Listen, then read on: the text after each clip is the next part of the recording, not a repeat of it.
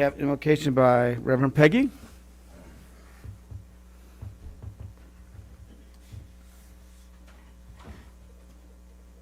O great Spirit, God of my understanding, whose voice we hear in the winds and whose breath gives life to all the world, hear us. We come before you, some of your children. We are small and weak. We need your strength and wisdom.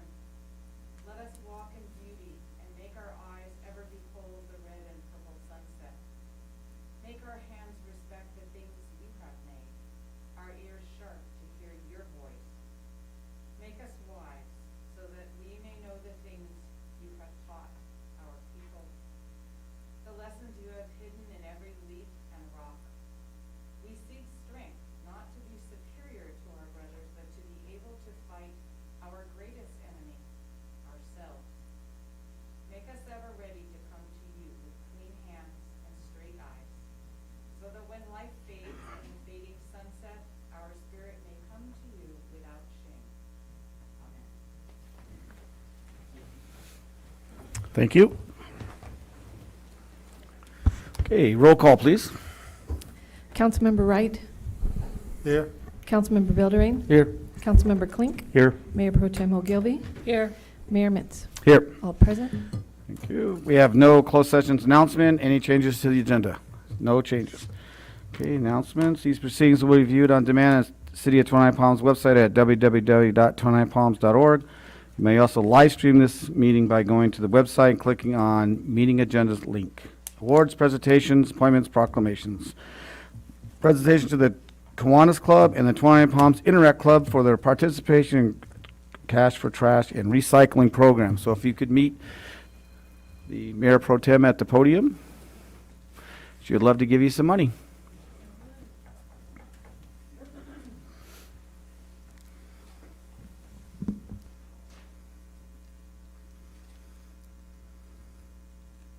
There we go.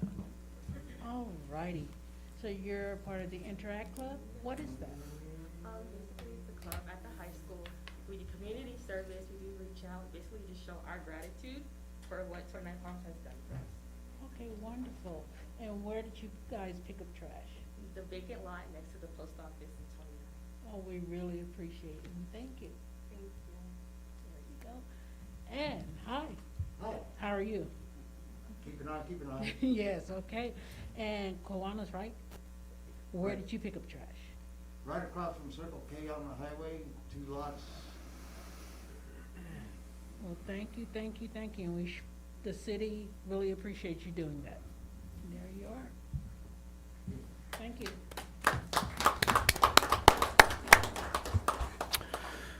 Okay. Council comments and reporting of meetings attended. Joel? Thank you, Mayor. This is the first meeting in May? It's the only meeting. no. Yes. Yeah. Then I would like to wish everybody that's celebrating a birthday in the month of May here in 29 Palms a happy birthday. Talking about the Cash for Trash, the lady that you should see if there's any openings is sitting right here, Cindy Viasquez. If you have a nonprofit organization that would like to do it, please see Cindy, and she would be glad to help you out in getting that taken care of. We do appreciate all the nonprofits that have done that throughout the years. Keeping the city of 29 Palms clean is one of our biggest things.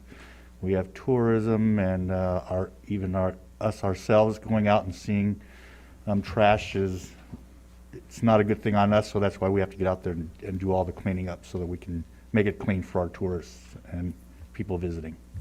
So thank you. Meetings attended. I attended the San Bernardino County Transit Authority Measure I. Most of that was discussed in a lot of it. Big Bear is having some issues up there with roads and stuff up there in Barstow, so they're mainly looking at that area right now. And that's it. Okay. Stephen? Good evening, Mr. Mayor. Happy birthday to all the May birthdays, and also I was at the ribbon cutting ceremony at Lucky Park for the new playground equipment.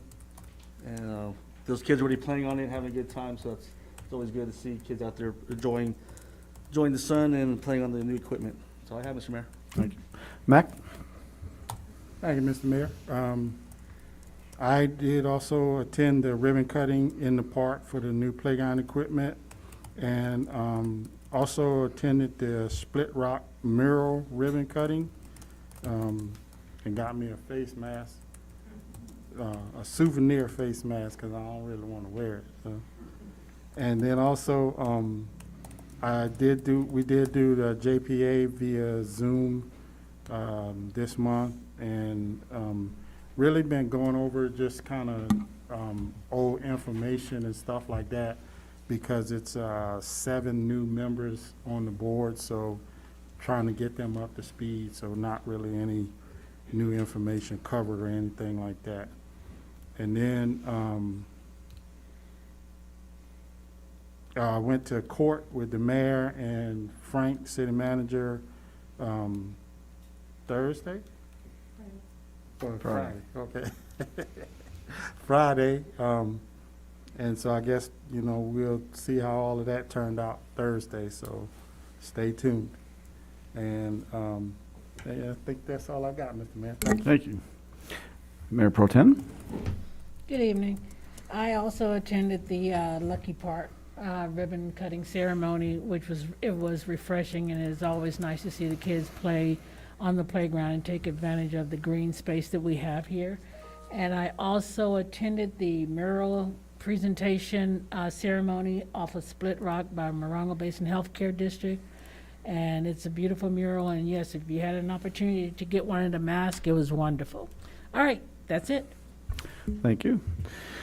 Well, the beginning of the month, we had the community cleanup day. It went real well for the city. The Rotary Club participated. The Rotary Club paid a bunch of the nonprofits and Twentynine Palms High School sport teams. I think there was 8 teams actually participated in that, so they got $200 each from the Rotary Club for helping participate in that. So that went real well. We cleaned up a lot of trash around the city. Also went to the Split Rock mural dedication to Ed Margaret Kenny for Kenny Drugstore.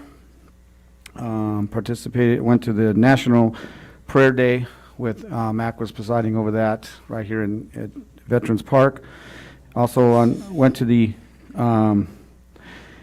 playground equipment dedication for the new playground equipment. It was already well used already even before we had the dedication, because when I'm down at the park, that's my line of sight, and I can see the kids over there all the time. And then last Friday, of course, we went to the Mac and the city manager Frank and I went to the SVP hearing in Santa Ana.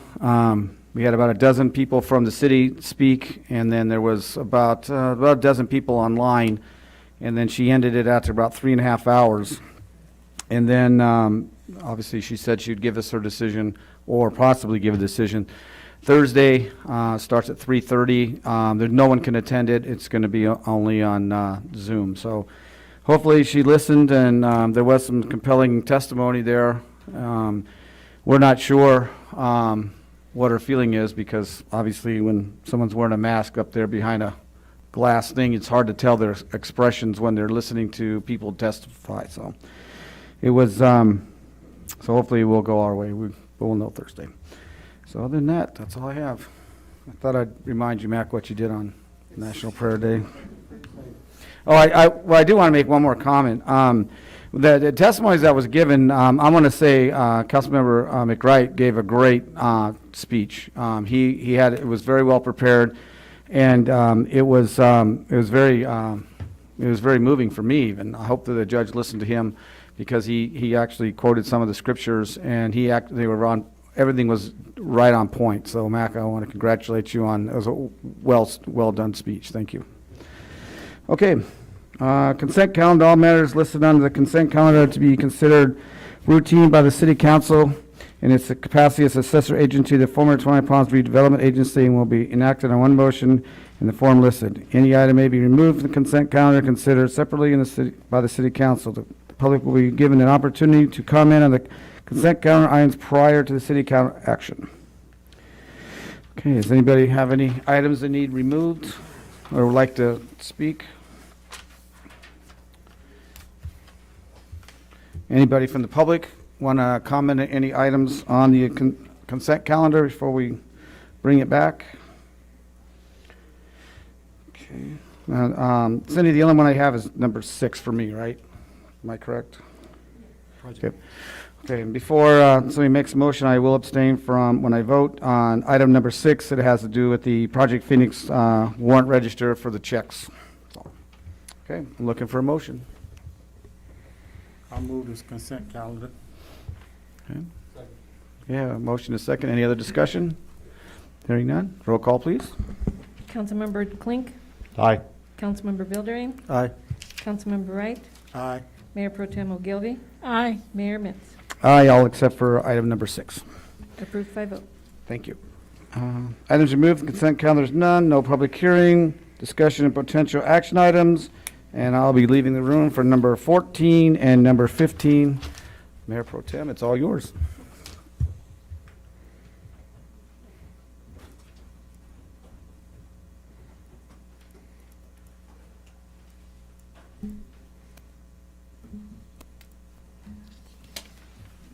Okay, Project Phoenix Kitchen, I turn it over to the hands of the city manager, Frank.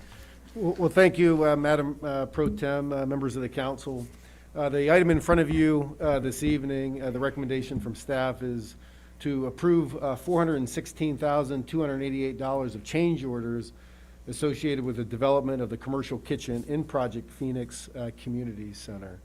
Just by way of some background and the history of, so where are we at? We're in 2021. So in 2020, early part of 2020, as we were working through the design of our community center, part of the community center was the kitchen.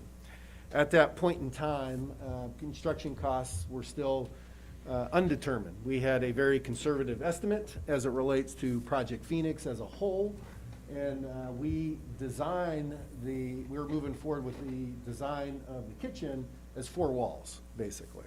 At that time, thinking that in the future, it would be a future addition to the project, not immediate, but a future addition. So with that, the design really only included basically 4 walls. It was a meeting room. Fast forward to late 2020, right on the cusp of putting out the bids for Project Phoenix building. We started realizing that where construction costs were, where our estimates were, there was resources available to build a kitchen. So I know we have President Otten from Copper Mountain College in the audience, and he's going to speak a little later. But I gave him a phone call in December and also gave Amy Woods a phone call at Morongo Unified and Doug Weller as well to say, hey, it looks like we're going to have the resources to be able to build this kitchen, but we've got to expedite this. We've got to get together and really design the kitchen. More than 4 walls, and that's one of the things that the city didn't know at that time was, okay, what components, and we also have Dustin Howard here from Morongo Unified School District, and he was a major player in the development of the kitchen. What the city didn't know is where did the fryers go? Where did the ovens go? Where did the teaching stations go?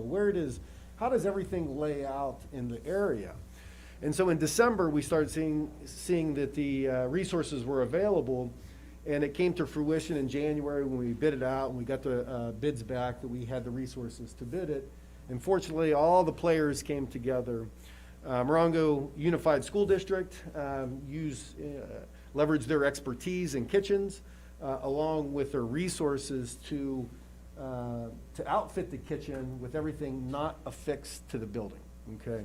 So the responsibility of the city will be to build the building, everything that is leasehold improvement, okay? Then everything not attached to the building would be Morongo Unified School District.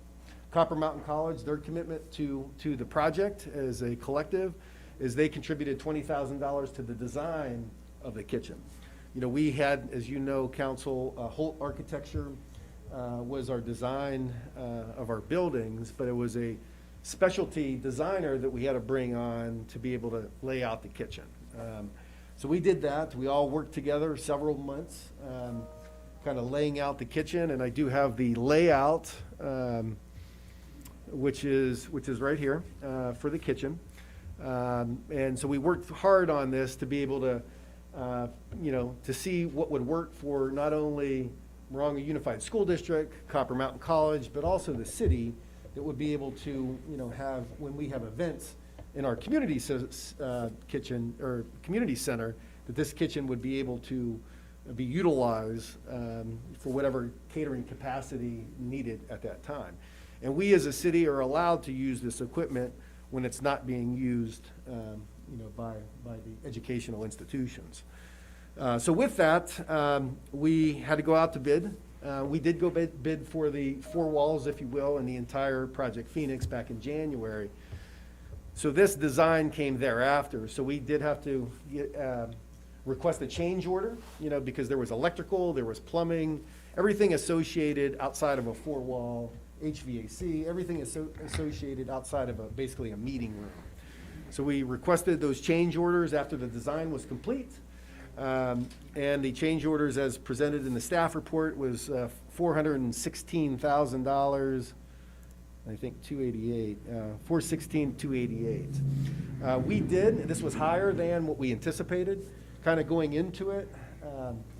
And those of you that are in the construction industry, everything's somewhat in flux right now. We anticipated, though, it was going to be 200,000. It came in higher than we anticipated at 416. It's still within the resources that we do have for Project Phoenix. I'll be taking it out of the contingency funds. Here is somewhat of an eye test here, because it is relatively small. So here within the staff report is the budget for Project Phoenix. The top part is the uses, the bottom part is the sources. But just let me zoom in here real quick. Actually, I'm doing it on my computer, and you can't see that.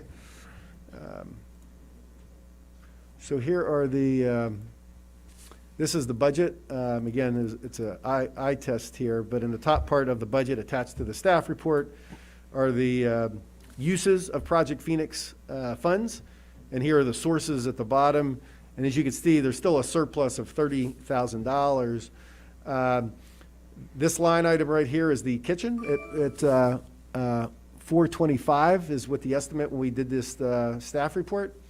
And, we took $225,000 right here out of our contingency funds. We still have, we originally had $758,000 of contingency funds, and we took $225,000 out of that. So we still have $500,000 from the building side of contingency funds. So again, within the resources of Project Phoenix, this fits. I'd like to call up Dustin, if you could just give us a little update about the partnership and what the K-12 is planning for this facility, please. Sure. Thank you very much to the town council, or city council of Twentynine Palms for having me. I'm Dustin Howard. I'm the director of secondary curriculum at Morongo Unified School District. Mr. Lucchino had asked me here tonight to just give you some details on what we are planning and some of our commitments alongside the city of Twentynine Palms, so I'm happy to do so. First, we do look at, as a part of our CTE, that's Career Technical Education, we look at what the job market and labor market is in local areas. And for us, in terms of educationally, it fits into our CTE sector under hospitality, tourism, and recreation. The pathway here is food service and hospitality. Labor market indicates with the Morongo Basin and also the lower desert that these are growing areas of the job and labor market, which we are interested in pursuing for our students and future adults in the city and also Morongo Basin. This design that you see, as Mr. Lucchino has put up, is a functioning educational and fully functional culinary kitchen that will work for food service, for services out of the city.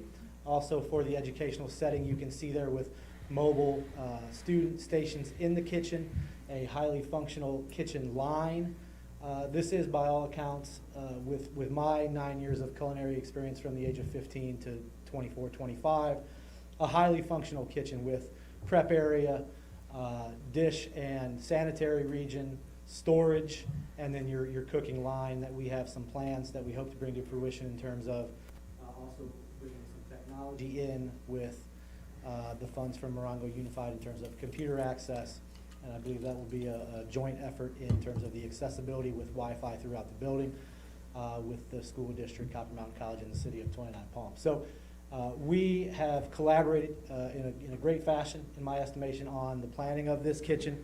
And Morongo Unified has every intent in putting in somewhere in the hundreds of thousands of dollars of equipment over the course of a few years, purchased with grant funds that we work with from various local, state, and some federal funds over the course of potentially 4 or 5 career technical education grants that we receive, probably to be budgeted over at least 2 years for this amount of money, but there have been some initial discussions in terms of what can be outfitted at first as absolute necessity and what could potentially be budgeted in a second wave of equipment for the functioning here.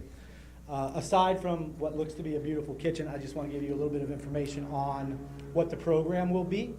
For Morongo Unified, it is Culinary Arts and Management, 1 and 2.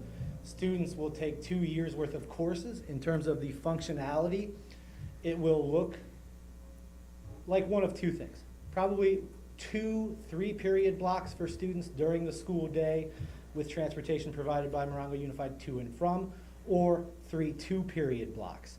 To be determined over the course of the next year for the students participating. With the diagram up, you can see a student capacity per period, probably somewhere between 20 and 30 students, most likely in the 24 to 25 neighborhood.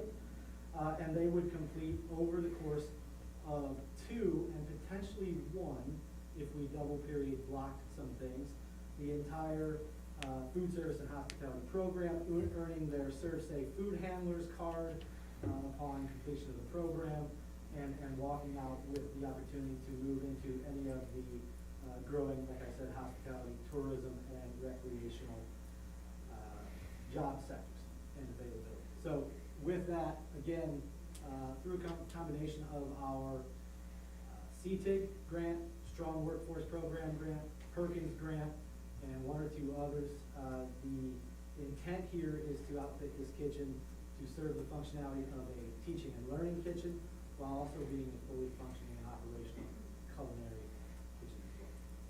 With that, I'm happy to answer any questions anyone may have. Glad to have you on board. And we appreciate the collaboration between the city of 29 Palms and also Copper Mountain College. Thank you. And Madam Mayor Pro Tem, we also have President Darren Otten here as well from Copper Mountain College, if you could speak to, the college's commitment and their programs. Justin, great to see you. Great to see everyone here. Thank you for inviting me this evening to speak briefly about some of the opportunity. And it's really, I think, important to recognize that the commitment that Copper Mountain College has, that Morongo Unified has, and 29 Palms has, really starts with all of you and the trustees at Copper Mountain College. In particular, Liz Meyer here is one of my trustees. And the part of my goal when I was brought onto this job just about 2 years ago was really to reinforce these partnerships and figure out how we can really make these things work. And this is one of the first projects that's come into true fruition around this. And I can't tell you how excited I am, first of all, to have an educational opportunity for students on the east side of the Basin.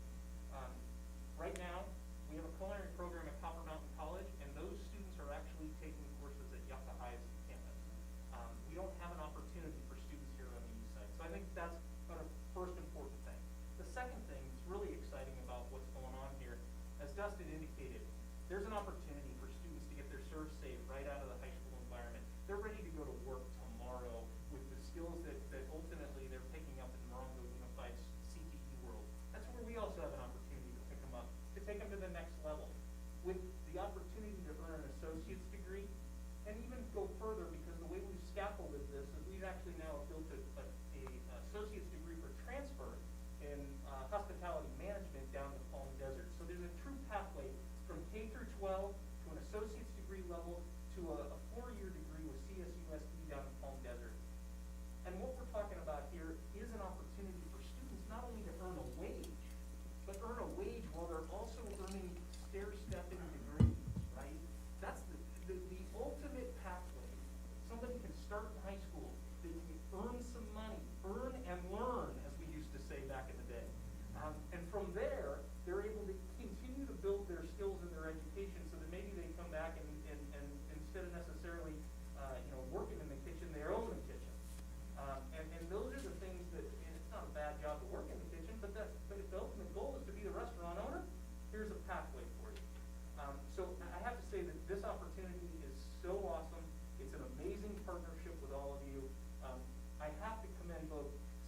Twenty-Nine, Frank, MUSD for the amount of time and speed that this all came together, really starting at the end of late last year through now. So I really appreciate the opportunity to just, thank you all for the commitment that has been made so far. I encourage you to continue making this commitment and know that we will meet you everywhere we can with the process. So with that, if there's any questions for me, I'll take them, otherwise I'll get out of your way. No questions, but if they have taste testers, I'll be, You and me are in. I'm in. Oh, Mac, you too. Yeah, definitely me.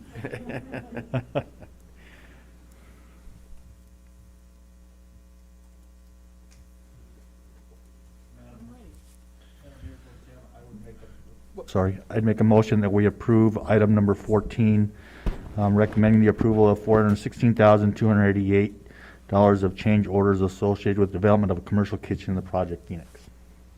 Second. So you got a motion in a second, but Madam Mayor Pro Tem, maybe a public comment first? Oh, and I'm sorry. discussion? Yes. Oh, Any comments from sorry. the public? Okay, then back to the council. Any questions? So now we have a motion and a second. Councilmember Buildering. Aye. Councilmember Klink. Aye. Councilmember Wright. Aye. Mayor Pro Tem Ogilvy. Aye. Approved 4-0-1. All righty, then our next item is Project Phoenix Monument Sign.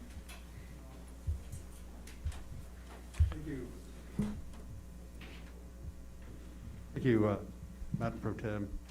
The staff is asking the city council to reject bids for the Project Phoenix Monument sign and re-advertise for the project. A little bit of background, the city created a design for monument sign for Project Phoenix that will sit in the entrance plaza to the project. And essentially the sign will announce the City of 29 Palms Community Center as well as the Joshua Tree National Park Cultural Center. This design is based on the existing monument signs that we have already in the city, including the one at the 29 Palms Visitor Center and the Historic Plaza. They both use a Corten steel finish, backlit, with a variegated concrete base. So that was kind of what we were going for, trying to keep it consistent. The project was bid on April 14th. We received many questions from prospective bidders. Extended the close date, questions still came in. We ended up having only one responsive bidder, and we felt like they didn't completely address all the requirements of the bid. So we would like to go out, re-advertise it, provide more times for bid, and allow for alternative materials that would produce the same look. And I'd be happy to answer any questions you would have. Any questions from the council? Public? Any questions? Okay, yes. What kind of alternative materials or what made you add that? So instead of the Corten steel, one prospective bidder asked about aluminum as an alternative. So there's aluminum that has a kind of a Corten finish on it, which we're exploring, but it has to be a thick enough gauge that can withstand our heat that we have in the desert. Any other questions? Okay, then back to the council. So, we're ready for a vote? Well, I make a motion that we reject bids submitted for the Project Phoenix Monument sign and re-advertise for the project. Second.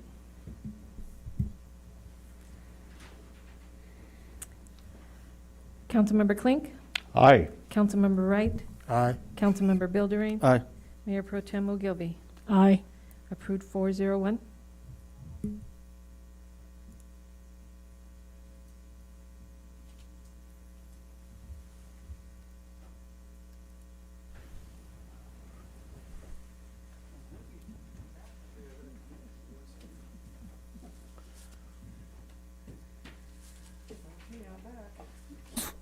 I'm back.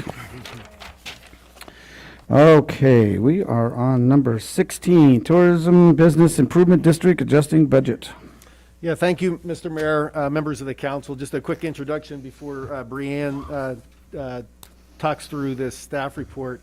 This is a mid-year adjustment. The T-bid is on a different fiscal year than the city.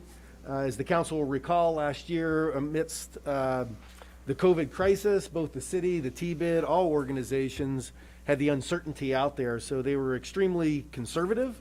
And fast forwarding into the marketplace, the city and the tourism industry have been thriving. So with that, they're going to be adjusting their budget. The advisory board has already approved this budget in front of you, but from a procedural perspective, they're only advisory, which comes to the council for full approval. So with that, Brianne?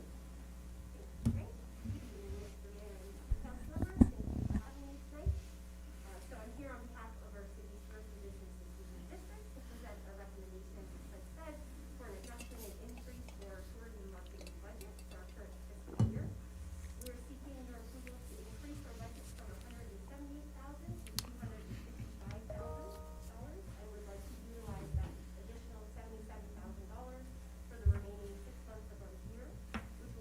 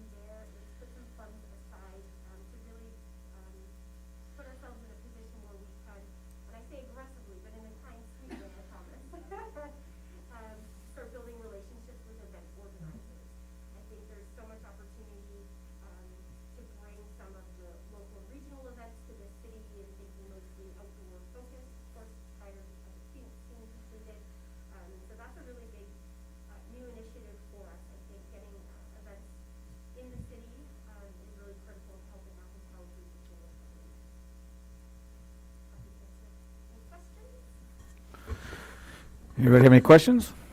Because I have a couple. How much does that leave you in your reserve? $229. $1,000. I thought you said Two- $229, so $229,000. I'm sorry. Yeah, she did say two. I was like, what? That's cutting it pretty thin. Yeah. Would be, You, I s- think about 200. you still have $200,000. Okay. Now, you said the advisory board already approved this budget. Could you remind everybody who's on the advisory board, please? Sure, absolutely. Our board chair is Rebecca Mason, who's the owner of the Sure Stay by Best Western. Our vice chair is Ash Maharaj, who's the owner of Harmony Motel. Other board members include Heidi Brunt, owner of the 29th Farmstead and Campbell House. We have Maria Quinteros, who's the general manager of our Holiday Inn Express, and Patricia Knight, who represents the Thank you. I just want to make sure the public know that who the board was. They don't think it was just anybody. So, okay. Thank you. Go ahead. Let me just, it's been a year now for COVID and everything, and where we stopped totally. I'm a bit concerned about right now. Everybody is so anxious to get out and about, and they're doing it now. Do you think it's gonna keep on going through the whole summer and the rest of the year? I think there's a lot of pent-up demand, yes. I think, as I noted at the end here, I think we need to be prepared to be ready to capture some of that. I think, as everything reopens, and you especially look at California, you can go to the amusement parks, the beaches are open, you can go to vineyards, so there's a lot more options for people to travel.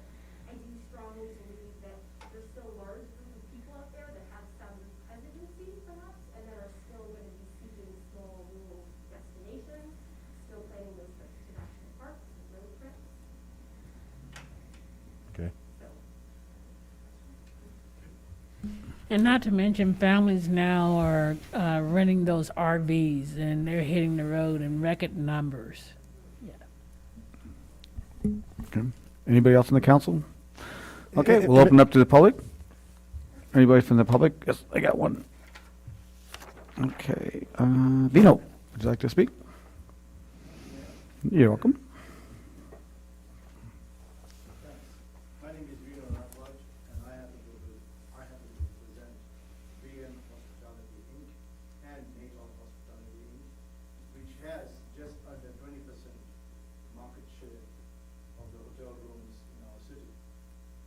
I'm going to request the council members to think twice before passing this budget for the following reasons. From the inception of the TBIT, we have seen a continuous decline in TOTs collected from the hotels, even though we have 3 hotels that have been shut down, closed. We have some of the most unqualified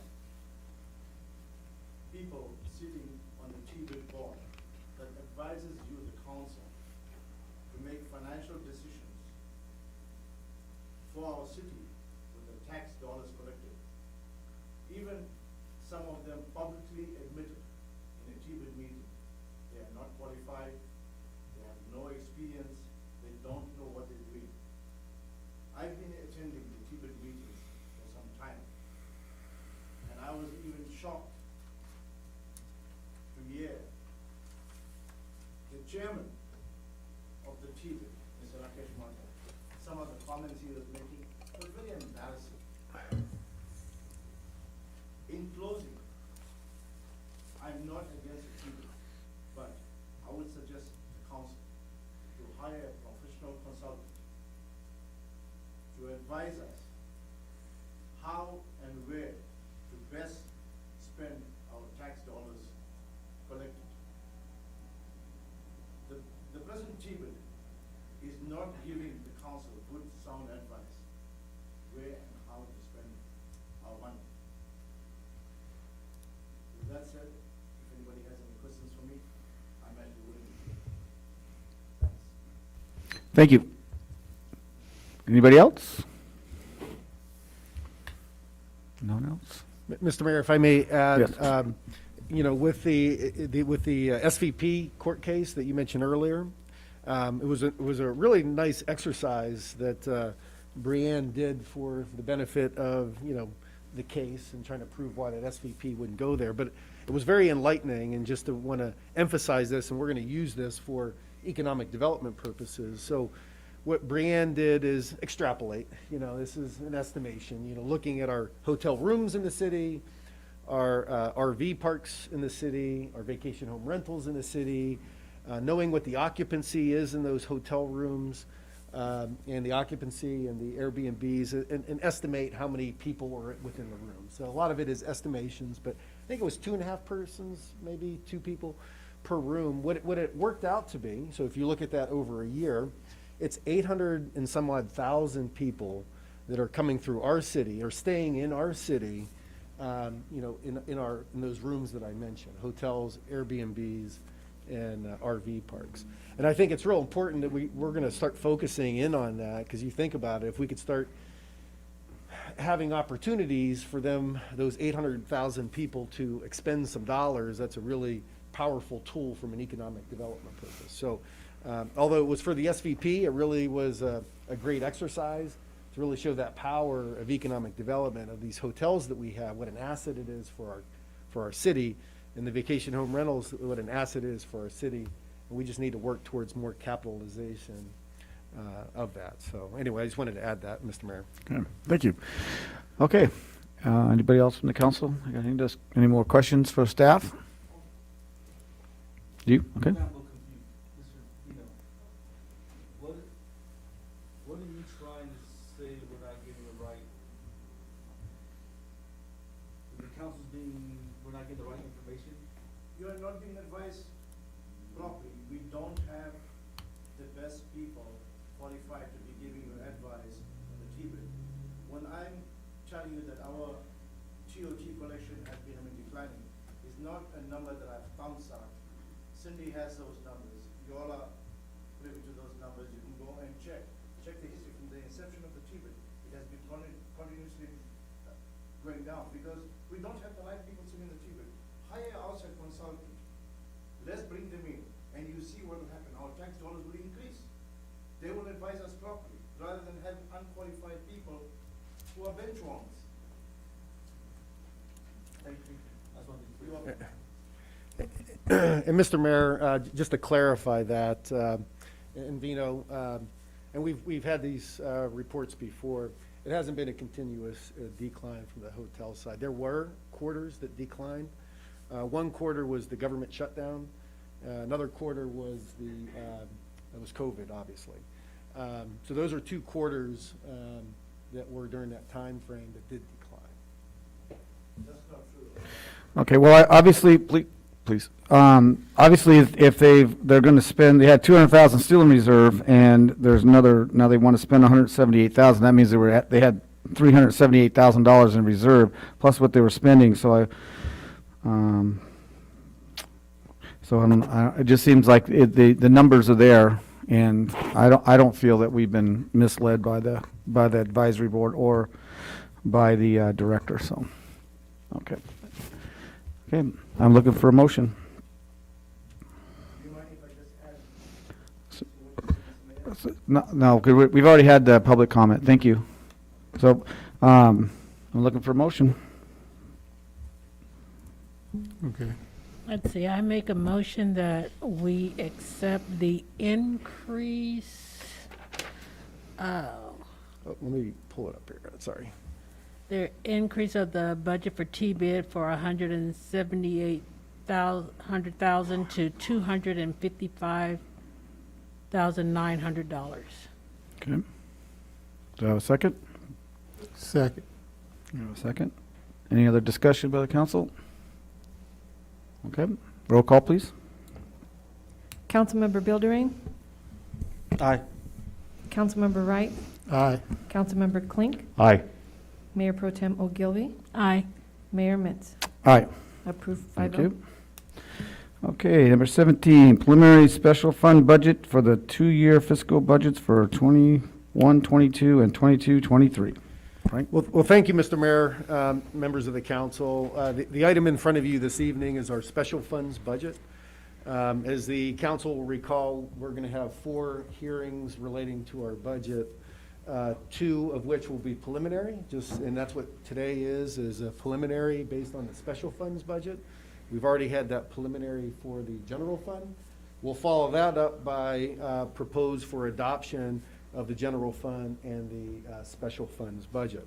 So the special funds budget, hence the name of it, special, are items that are from special revenue sources, and I'll just read this, are funds established by the city council or other agencies to collect money that are used for a very specific project or purpose. They have an extra level of accountability and transparency to taxpayers and ratepayers that their tax or fees will go towards an intended purpose. So that's what the special funds are.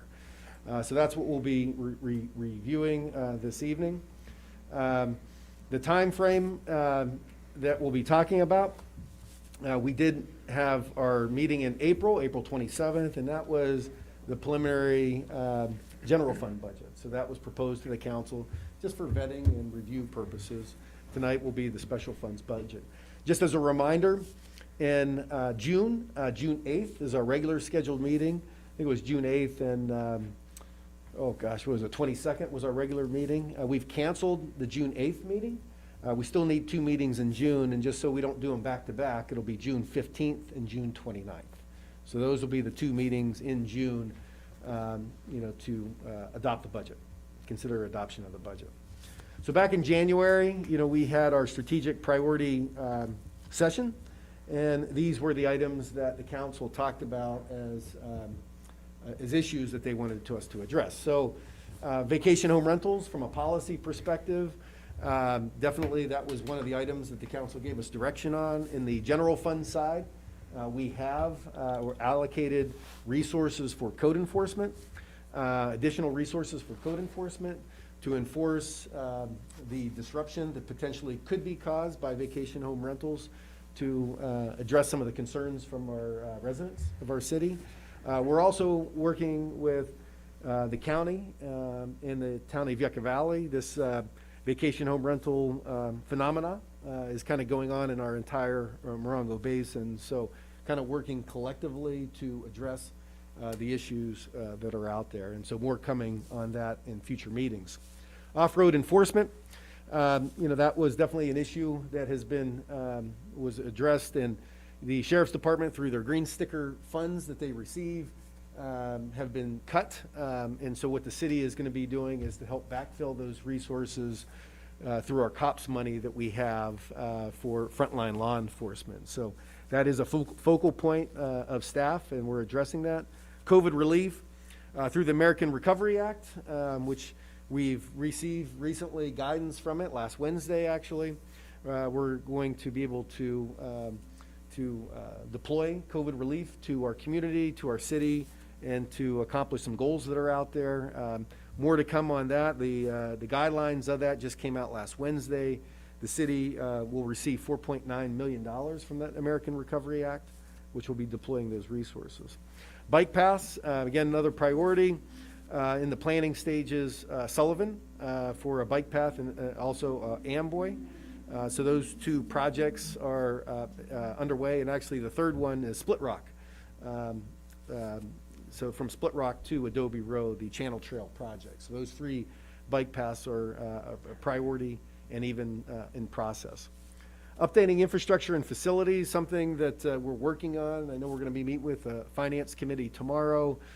Just looking at all of our facilities, and I'll illustrate this a little later in a slide, but we need to maintain, not only build new facilities, but we need to maintain the facilities that we have, and updating, and that was a priority from the council, from roofs to just normal wear and tear and et cetera. We have to have that funding source to be able to continually address those things that break down. Lucky Park Pool, as many of you know, that was a big discussion during strategic planning. The pool is old and outdated.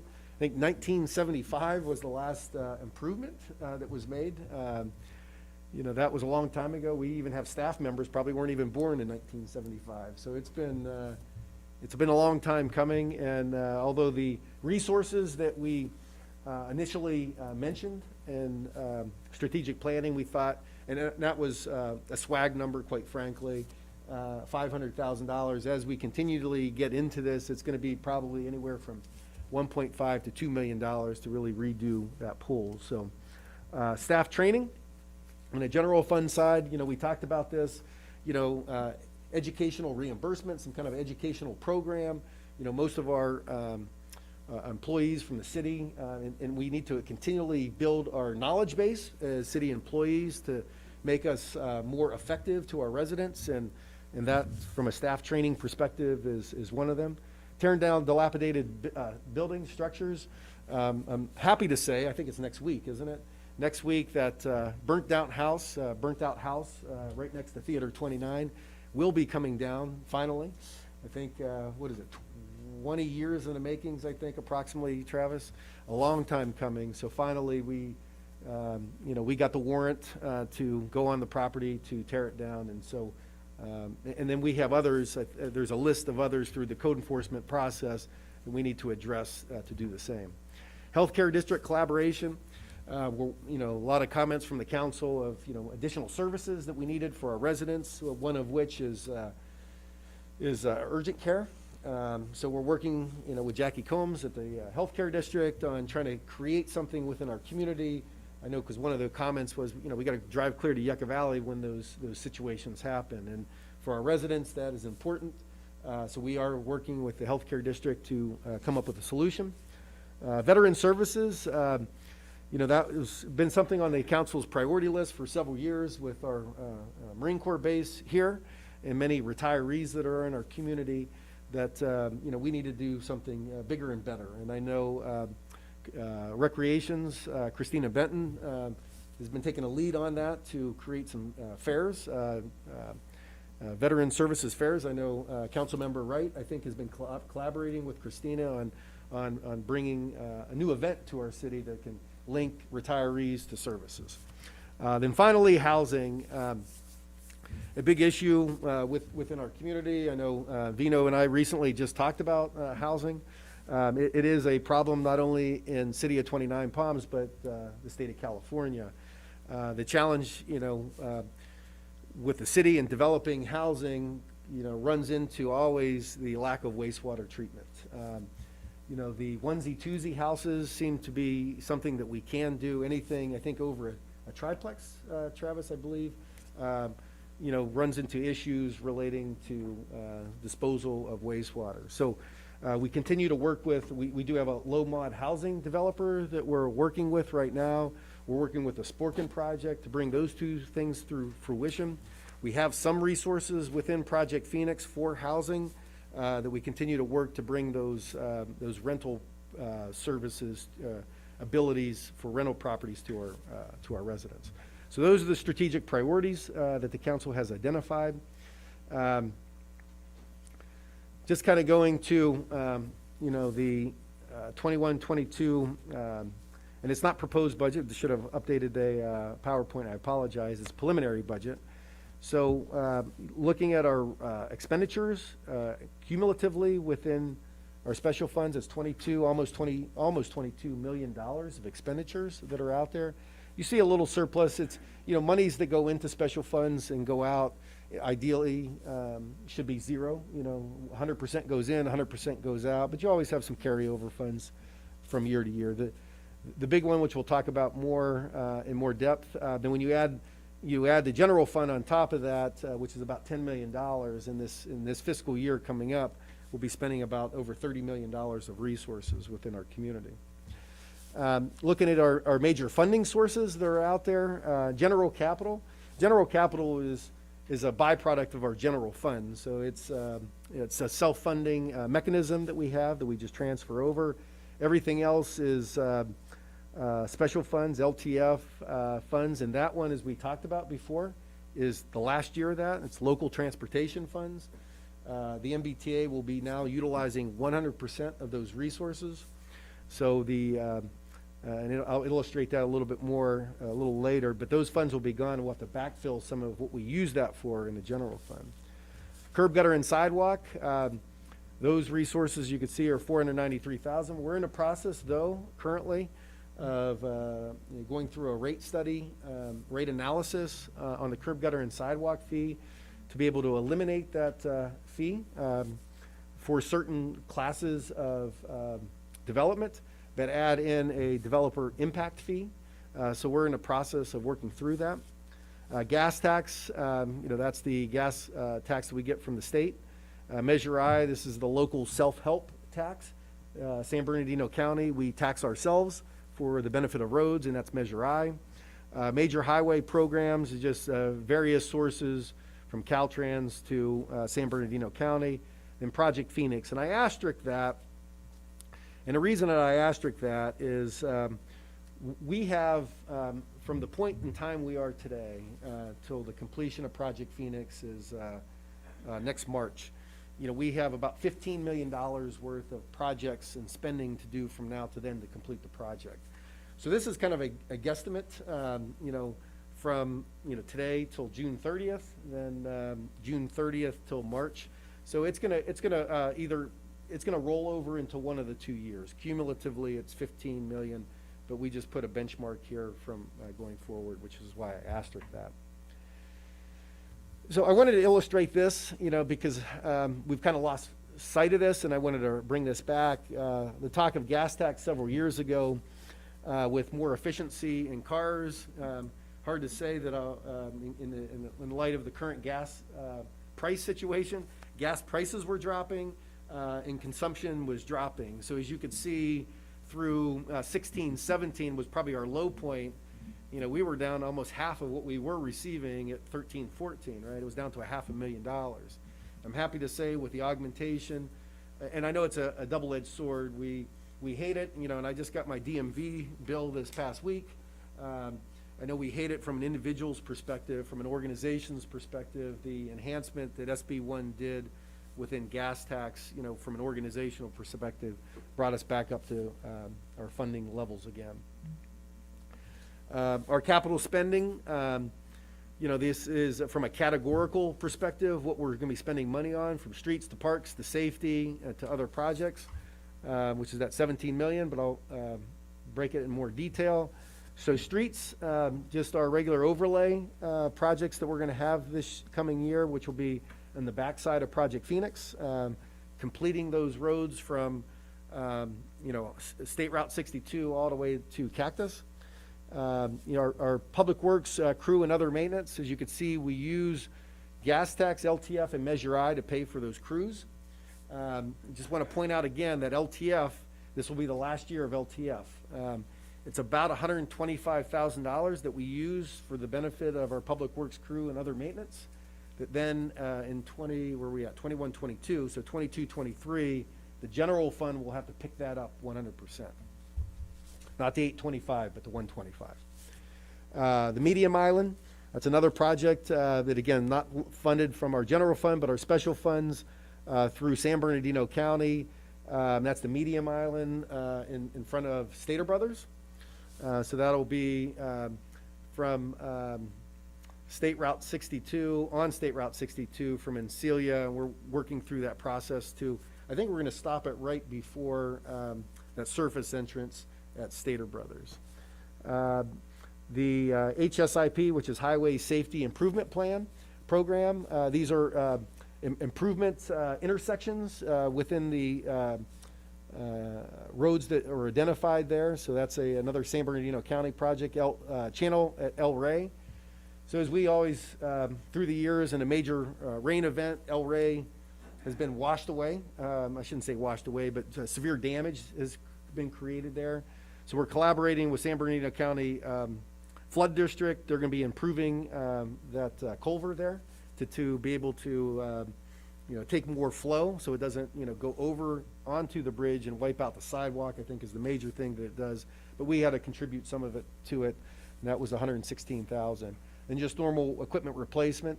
I'm going to talk about this one, and the numbers are dated, but this is in reference to the strategic item of updating facilities and equipment. And this illustrates it, and we do a great job at this from a road side of it. Maintenance is cheaper than replacement, right? And this illustrates it. As you can see, all the various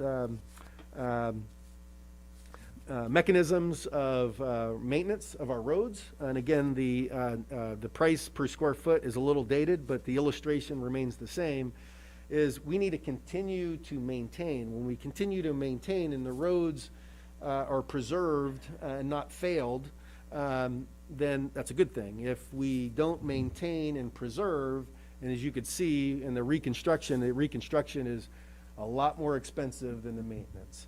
That same thing is going to be applied. We do a good job with our roads, and we're going to deploy that same strategy to our buildings and our equipment too. We need to really focus on this to maintain those lives and not have that failure there.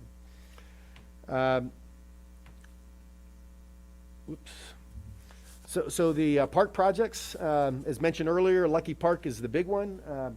We have a surplus within the current year that we're in the general fund, so we're transferring about $1.5 million, $1.55 million over to Lucky Park upgrades. So we're still working through that process. We're collaborating with Tilden Coyle, which is our construction manager in Project Phoenix, who they construct a lot of things, one of which are pools, and they're helping us with a good cost estimate for that. We think it's still going to be greater than that 1.5 million, but we're still kind of working through that process. Then we dump money into a capital replacement, well repair as well for the parks. Safety projects, we defined the bike path as a safety project, although you could probably argue it's park related as well, but $250,000 for the and it's on the Sullivan side for the bike paths. Split Rock Bridge, we're still working and trying to finalize the design of that, but the next phase of that is to go into construction. So we haven't received those grant funds yet to pay for that, but we're anticipating that once the design is complete.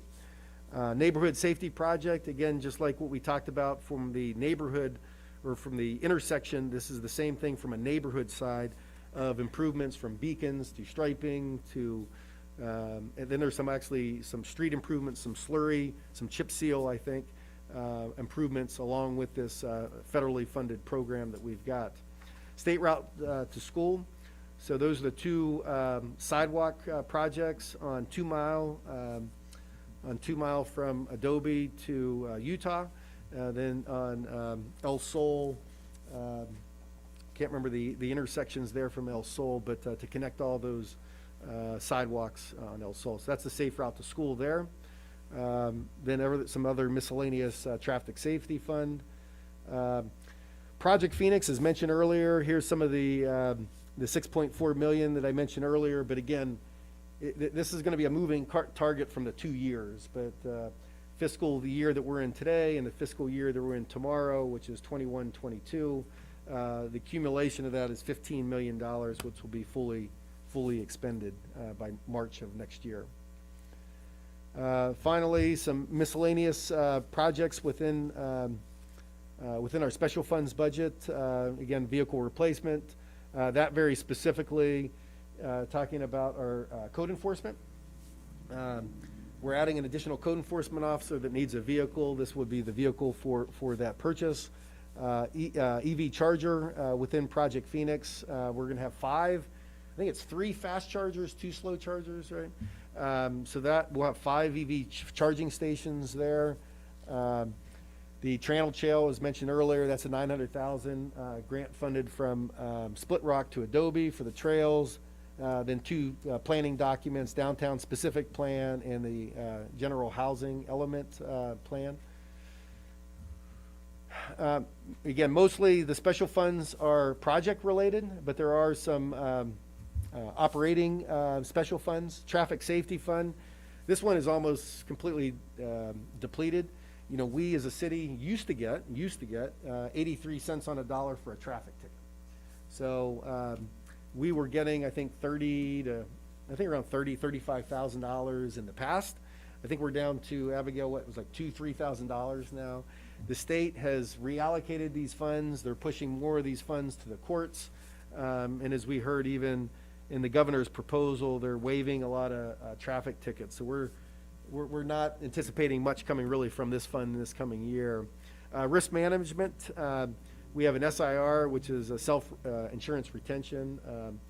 You know, that is a fund that we have to, if we have litigation that we use. Lighting and Landscaping District, Historic Plaza, and Desert Vista, very specifically Desert Vista. We're looking to reduce that assessment. I think over the years, we've collected adequate resources in Desert Vista, that we're going to reduce that this coming year. Historic Plaza is going to remain the same for the benefit of lighting and landscaping. Public Access TV Fund, PEG, which is Public Education and Government fees. That's on our Spectrum bills. If you look at it, you'll see a PEG fee there. It helps support everything that we're doing today to tell our residents, you know, through the TV and other means of what we're doing. So we use those resources for that. T-bid, another special fund that's out there that we just talked about the budget, a 1.5% fee. It's not a tax, it's a fee. You know, from our hoteliers that to benefit the T-bid to bring in heads to beds. Landfill and land use, Article 19 and other cleanup related recycling revenues that go into a fund to benefit the tear down of the buildings and other recycling related activities. Then finally, successor agency, former redevelopment agency, now successor agency.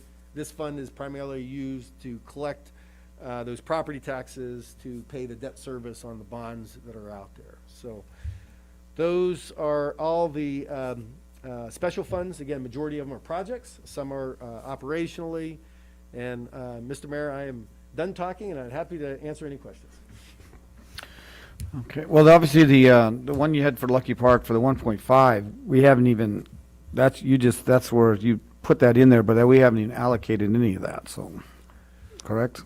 Yeah, so that, it's in the proposed general fund budget, preliminary general fund budget. So yeah, so ultimately, once the council, and if the council does adopt the preliminary general fund budget, there's a transfer, which was surplus in this current year that we're at, bringing it to the special funds for that.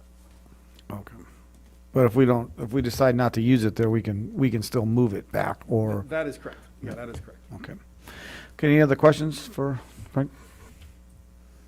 Okay, that's the preliminary budget. Okay, anybody, I'll open to the public. Anybody in the public want to comment on our preliminary budget? See. I'll come up to the podium, state your name, please. It's Carolyn Hargrove. I live here in the city of 29 Palms as a citizen. Frank, on one of the slides, it showed sewer, but I didn't hear you really go into that. So right now, so we do have, and it's within our special funds. It is a grant-related task.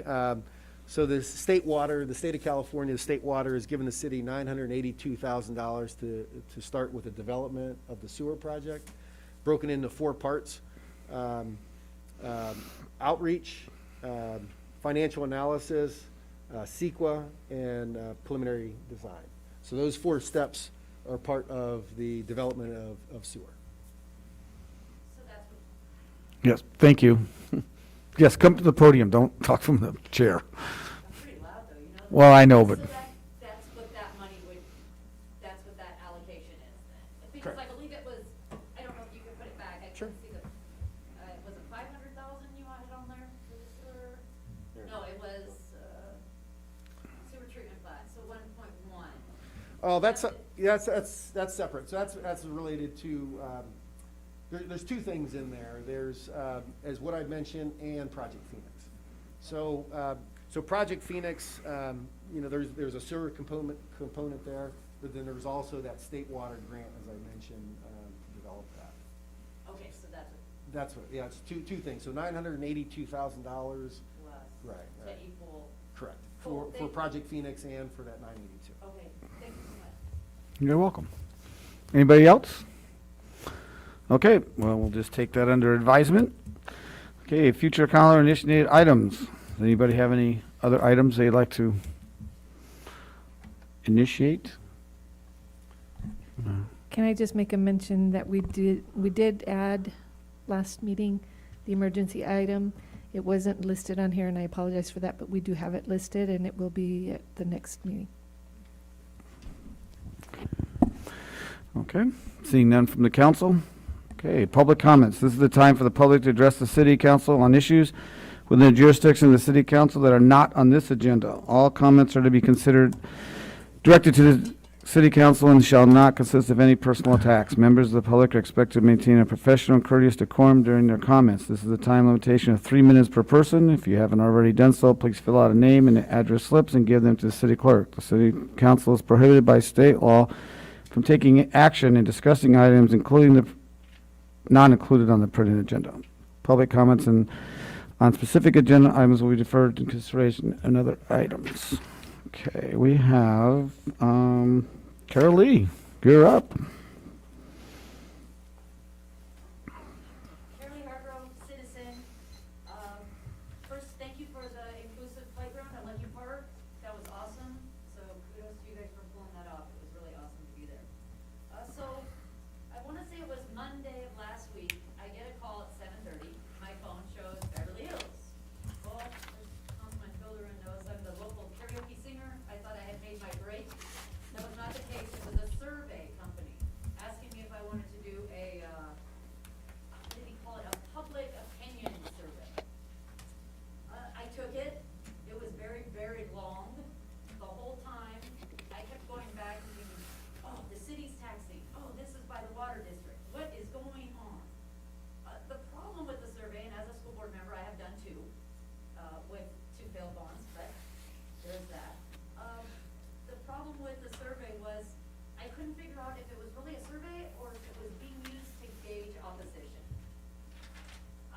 Some of the questions that were on it, they started off with, is the city making strides moving forward with infrastructure? What do you think of our park and recs? Which shout out to them, they're great. How do you feel about torn up roads? What, and so, what else? Talked about fire. Which we know that, it's San Bernardino County, so I thought, why is this even coming into it? It was a plethora of so many different items in one giant survey. One of the questions was about sales tax to raise $53 million over 20 years for a third of a project for a sewer system plan. And it specifically said in there, how do you feel about doing a percentage tax when tourists pay all the taxes here? Well, that's not true. That's not true. A lot of us locals pay a lot of tax here. We're going to State of Brothers and wherever that is. And, we heard some presentations about tourism, so we're not doing as good as we can to raise that money. It also said that, did you know some of the properties in 29 Palms are already connected to sewer? I don't know where those are. I'm on a septic tank. Everyone I know is on a septic tank. So I found that to be a little bit misleading. Carol Lee, those would be the housing areas, like the one on Fancelia that has a plant, has a sewer plant. Not like a sewer plant like you think in the city, but it has its own sewer batch plant, I guess you would call it, like we're going to put in Project Phoenix. So that's what that's referring to. Okay. To most of us, especially our military that's coming in and out, and all of us younger folks though, some of us don't even know what a septic tank is till it backs up into your house. Yeah. So it just kind of bothered me a little bit. And so what I gained from that, oh shoot. Yeah. What I Are you gained- almost done? I am. Okay. What I gained from that is the city is trying to take over the water district. That's my perception of the survey. I hope it's not that funny. I go No. in there, I pay my bill, I love the hometown feel of that place. They've been nothing but excellent. So if that's what the goal of the survey was, I'm asking that the city please leave the water district alone and just partner with them going forward. Okay.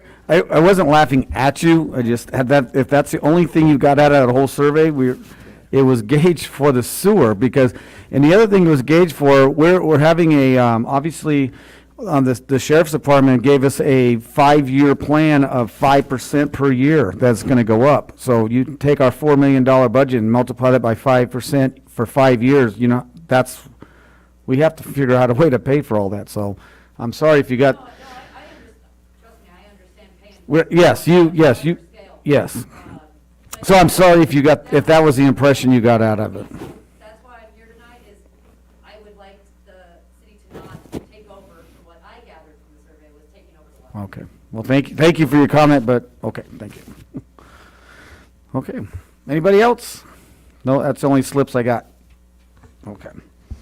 Okay, city manager update. Well, thank you, Mr. Mayor, members of the council. And just to kind of piggyback on that public comment, if I may, Mr. Mayor, you know, and that's a great comment, Carol Lee, and that's to the point of it, talking about the septic. You know, a lot of people don't know septic. So it's gauging what the baseline is, you know, for our public. You know, what do they know? They may know nothing. And so when I say that, you know nothing, that's probably a poor choice of words there. But we take that information, then we'll have an outreach consultant. Now we know where the starting point is. Okay, people know very little about septic tanks and sewer, or they know a whole lot about septic tanks and sewer. Then it goes, you know, from the outreach from there to educate. So it's about getting that baseline. So a couple things of significance. Not next week, the week after. I think it's the first week in June. Very monumentous, and I've used that word before, and I guess I'm going to use it again. Monumentous for Project Phoenix, and it'll really illustrate. It's really going to, illustrate the success, I guess, of Project Phoenix. We're going to see steel beams being erected in Project Phoenix. So that first week in June, June 7th, that week, we'll see steel beams being erected there. This coming weekend, in addition to the things that we talked about, our swimming pool will be opening this weekend. Another thing that we're waiting for, and we're having some communications with the state with Prop 68. Prop 68 was the park bond that was out there that we applied for both Knott Sky Park and Pioneer Park. We anticipate the award in summer, and we're approaching summer very shortly. So hopefully soon we get that word. It's interesting today, and as we go through, and we just heard it last week in a T-bid meeting, and it was interesting. I was at lunch today, and at the restaurant they were talking about the workers, the lack of workers that are out there, and we're kind of watching it. A lot of it has been anecdotal, but it was interesting today being in a restaurant when they were talking about they just can't get workers. They can't get workers. So the city will be watching that. You know, maybe even looking at the American Recovery Act as a means to help get workers back into the marketplace, because as a destination from a economic perspective, we need workers to have these businesses open. So it was an interesting interaction that we had today to hear that. Finally, I'm going to turn this over to Mr. Clark. I think he's got a meeting tomorrow that he wants to let folks know about. Thank you, Mr. Lucchino. Yeah, I just wanted to make an announcement that we will be holding a community workshop on our housing element. This is part of the general plan for the city. So unlike the other elements in a general plan, the housing element has to be updated every 8 years. It's a state mandate. And then with that, the city has to incorporate what's called the regional housing needs allocation. This is the number of units that are allocated to each city, each municipality, county, that the state would like you to build. Obviously, we are facing a housing crisis or a housing shortage in California, and they come up with a large number and divide it across a lot of the communities. So tomorrow at Lucky Park Activity Center at 6 p.m., we will be holding a workshop. Certainly encourage council members as well as the Planning Commission to attend. We'll have 2 public workshops. This is one of 2 before we submit our draft to the state. And then this is also an opportunity for citizens and residents to provide their ideas as well to the housing element update, and which will become sort of our plan over the next 8 years for how we will facilitate the development of housing. And I just wanted to kind of give you just one number from the RENA allocation. So we typically build somewhere between, say, 20 and 30 units per year. This is if you include multifamily as well. Our regional housing allocation number is 1,047 units over 8 years, so that's 130 units per year. So that's quite a steep increase. And it's even more of a challenge in the city that does not have public sewer throughout, which would enable you to get to density. And then we also have the headwind of the state requiring new subdivisions to be 2.5 acre minimum lot size. So there's sort of 2 things that we're going up against. So But regardless, we have to develop the plan. We have to present the state with our best ideas of how we can meet that number, and would encourage you to attend. We are trying to have folks RSVP. You can go through me or through the contact that's listed on our flyer, which is posted on the website, just so we make sure that we have enough space and properly social distance for the workshop. So thank you very much. Thank you. Okay, is that it? Okay. All right, well, we're going to adjourn this meeting to June 15th, and I'm also going to adjourn this meeting in honor of some long-term residents that have left us, Viola Klink,